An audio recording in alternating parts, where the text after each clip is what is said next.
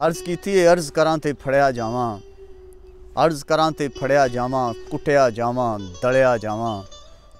अर्ज करां ते फड़िया जावां, कुटिया जावां, दलिया जावां। रूह दे वांगू पिंजिया जावां, चढ़ तरकले वांग पुणी दे कत्तिया जावां। और नौ तक मेरे छिके जावन, कटियां जावन मेरियां बावां। अर्ज करां ते फड़िया जावां, कुटिया जावां, दलिया जावां। वाह 5-6 महीने हो गए ने तुहाडा तरला लिया सी करोने के हवाले नाल। जनाब वज़ीर आज़म साहब भी आए सन, उन्होंने भी कौम ने खिताब किया सी और आख्या सी कि एक माड़कड़ा जिहा जुकाम है, ये तो परेशान होने की जरूरत नहीं है। उन्होंने कोल तो हर एक बड़ा दामी और पक्का हल भी परेशानियां तो आज़ादी का है वे। वो तुहानू सारियां नू पता ही है कि वो कहते हैं कि असल सुकून और असल आराम जिहड़ा है वो तो कबर च जाके हुंदा है।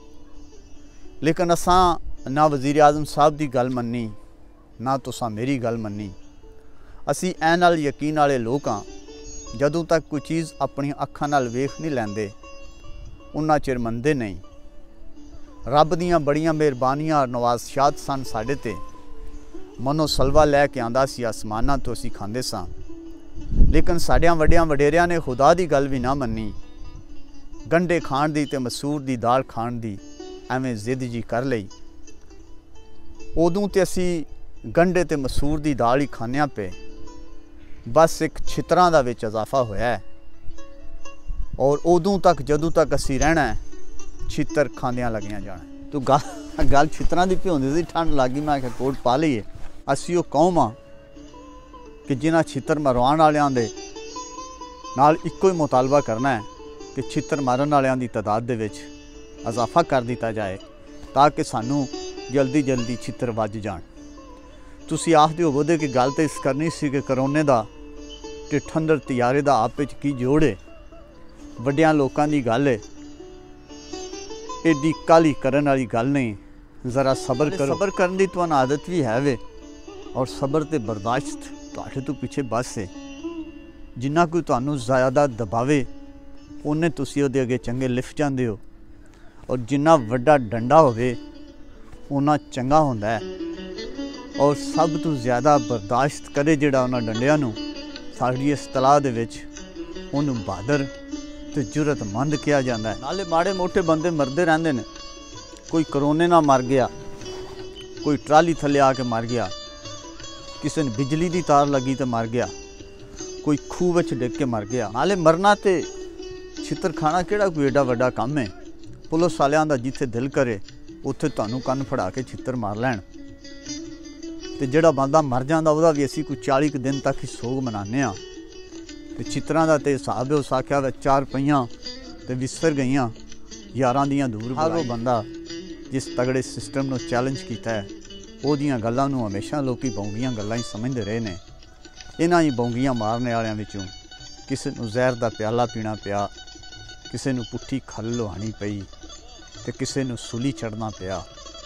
वो बौंगियां मारन वाले ना तो किसी अपने वास्ते जहर का प्याला पीता, ना तो किसी अपने वास्ते खल लुहाई, ना कोई अपने वास्ते सूली चढ़िया।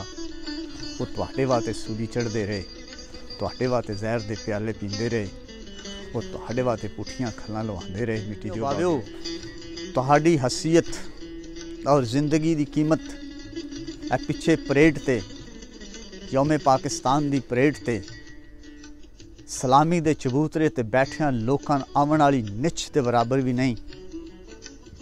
अगर तुहाडी उन्हां दी निछ जिन्नी भी कीमत होंदी ते उस सलामी दे चबूतरे ते बैठे लोग मास्क पांदे और एक इजतमाही मैसेज पूरे पाकिस्तान दे विच जांदा कि मास्क पाना जरूरी है। पर जिन्हां दे सिरे ते ठंडर तैयारे उड़दे होण और तोपां सामने होण, उन्हां नूं ना कुछ करोना आखदा है ते ना छितरां दी उन्हां दी वारी आंदी है। ये जे करोने नाल मरना है ते तां वी तुसां, जे छितर खाने ने तां वी तुसां, जे मास्क पाने ने तां वी तुसां। पाकिस्तान की कोई 22-23 करोड़ आबादी है, ते विचों कोई अद्धा सवा जांदा भी रहा, ते सलामी ने चबूतरे ते बैठियां लोकां नूं की फर्क पैना है। मेरे मुल्क की तकदीर उदों तक नहीं बदलनी जदों तक छितरां दा आगाज़ उत्ते बैठिया लोगों तोड़ी नहीं होना।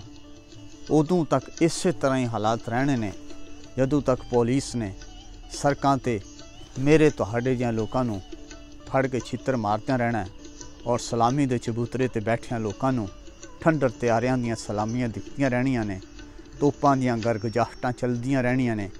अल्लाह ताला दी ज़ात पाक तुहानूं हदायत देवे ते तुसी मास्क पा लो, तुसी SOPs ते अमल कर लवो, क्योंकि कानून भी तुहाडे वास्ते, जेलां भी तुहाडे वास्ते, छित्तर भी तुहाडे वास्ते, मास्क भी तुहाडे वास्ते, सब कुछ तुहाडे वास्ते वे। ये जिहड़े उत्ते चलामे सलामियां ने चबूतरियां ते बैठे ने वो इन्हां सारियां पाबंदियां तो सारे SOPs तो आज़ाद ने। ते जे कोई उत्थे ते करोने का खतरा हुंदा, ठंडर त्यारे की आवाज़ का मैं जिक्र इस वास्ते कीता सी कि जे उत्थे करोने का खतरा हुंदा तो उस सलामी ते चबूतरे ते बैठे लोग भी मास्क पा लेंदे। लिहाजा ये गल साबित हो जाती है कि जिथे जिथे ठंडर त्यारे की आवाज़ जाती है, जिथे जिथे थोड़ी तोपां का दबाव ते गरगराहट जानी है, उत्थे थोड़ी ना मास्क है, ना करोना है और ना कोई होर आज़ारी और बीमारी है। जे बीमारी नाल भी, भुख नाल भी, अफलास नाल भी मरना है तो तां भी असां तुसां मरना है। जे पुलिस ने कन्न फड़ा के सड़कों ते मास्क ना पाने की वजह तो लित्तर मारने ने तो तां भी सानू तुहानू ही मारने ने।